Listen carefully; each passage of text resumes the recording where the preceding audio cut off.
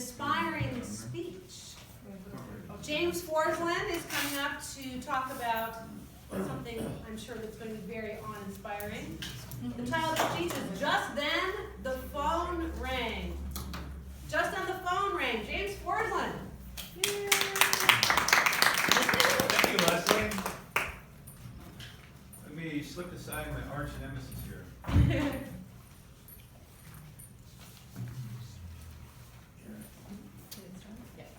That's that 4, 3, 2, 1 that goes off in my head every time I step up to share a story.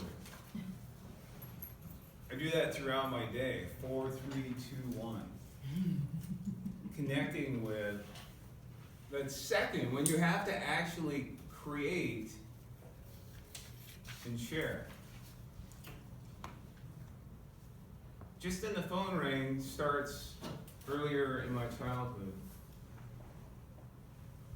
In fact, this might be more like an icebreaker for some people that haven't heard this story.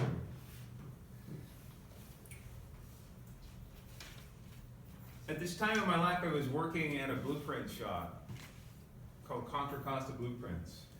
It was prior to my construction career, but it was really an emphasis that led me towards my present job as a general contractor. And I came by that role very honestly. When I was a teenager, I spent a lot of time punching holes in doors and drywall in my house, to which no one in the house thought that was very amusing except for me. And so to make good on the opportunity to do it again one more time, I had to fix the doors and the walls. I came about it honestly.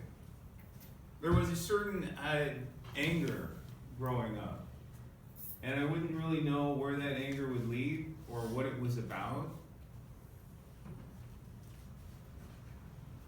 Contra Costa Blue was a company that I'd worked for about a year and a half. And I don't know anybody that's done large-scale printing before. My grandparents had a printing shop in Niles, California, where I learned a lot about the printing press. That business had rolled up on them. It didn't quite work out like they wanted it to, but they made an amazing go of it. I learned a lot about printing, and I wanted to carry on in the family tradition. And this business started as an opportunity to prove myself in more of a corporate world. But the story that came out of it that I'm going to tell you left me a little bit lost about where I would go next. What would be my next step in life? And I'm sure that it's a story that a lot of people have and a lot of people experience through different circumstances. So this one night, as I worked the night shift, if anybody's worked the night shift before, that 4 to midnight, or that midnight to whenever the sun rises, that could be a difficult shift. But I really loved it. It gave me an opportunity to do the things that I liked in the mornings, like sleep, and not watch the sunrise, and go to the gym. All stuff that has kind of carried me through some really deep, dark times in my life. So one night, about 8 o'clock, we're going through the usual windup of what needs to go through the day's production from the morning shift to the night shift. What's our criteria? What do we have to do? And it's a lot. I was working photography equipment that was the photostat machine, and that equipment would take copies of engineering plans from a small scale and blow them up to a big scale. But the big scale was about to happen. The phone rang. Being the lead guy, fortunately it was my opportunity to answer the phone. I picked it up. Hello? And there was a voice I knew on the other end. His name was Sergio. He was a family friend we'd grown up with for years. I can remember a point in a holiday. We had New Year's, 4th of July, a Christmas, and Easter, that Sergio wasn't part of our family. And when I heard his voice, I was excited. I was like, what's going on? And it was very quiet on the other end.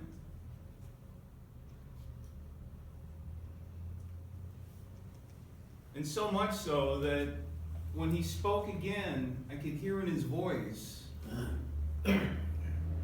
something I'd never heard before.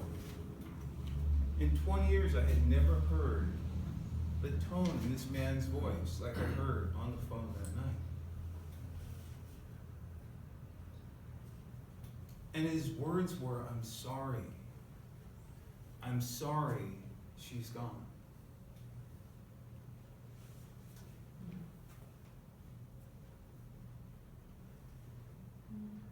I'm sorry. He called to tell me that my mother had passed away.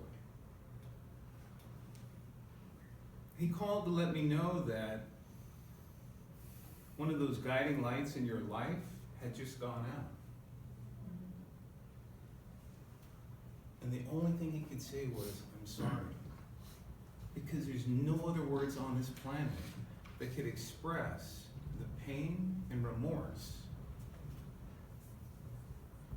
And even that falls short. So I stood there with the phone in my hand, and I was clutching to it as if I held it tighter, things could change. And I remember kind of shaking with the phone and wanting so desperately to change the circumstances of that moment that were unchangeable forever.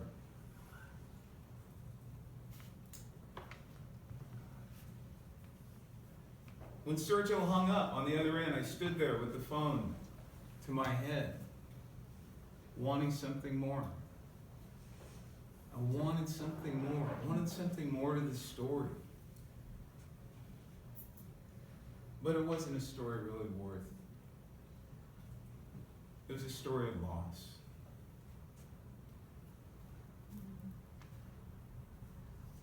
That day changed my life. There was an event that I didn't see coming that was so impactful that it changed my life forever. And later, it just kept getting better. Because you know when things aren't going quite right, what happens? They just get worse.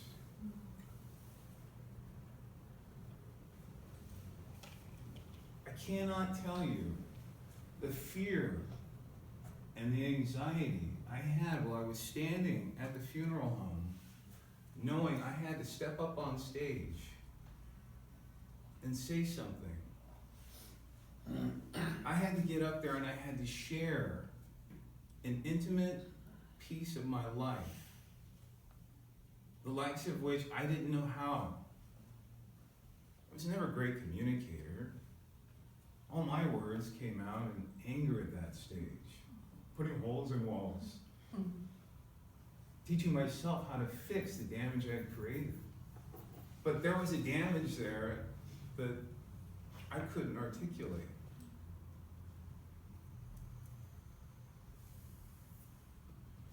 When I stood in front of a group of people that I had grown up with my entire life, that had watched me from the time I was a baby to this adult that was supposed to step up on stage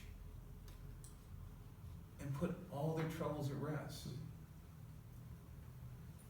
And I stood up on stage and I clutched my voice and I couldn't speak a word.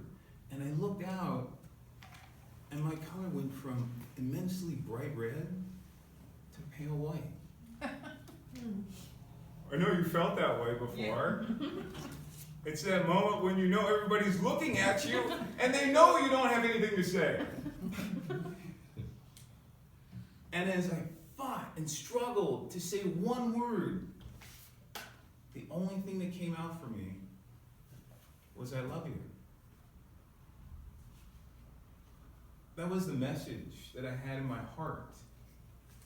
That was the message that I wanted to share with everybody.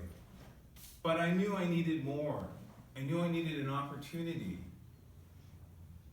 that I couldn't give myself at that time. I said, I love you. I said, thank you for coming. And I sat down. And now that moment has passed. But the lesson that came from it, the lesson that came, I want now more than ever to share this story with people, to teach them about how to speak and share their thoughts and feelings and the impact it can have on others. And the lesson you'll learn along the way in this journey of life is just when the phone rings, you'll never have the nerve to make the final cut. Thank you.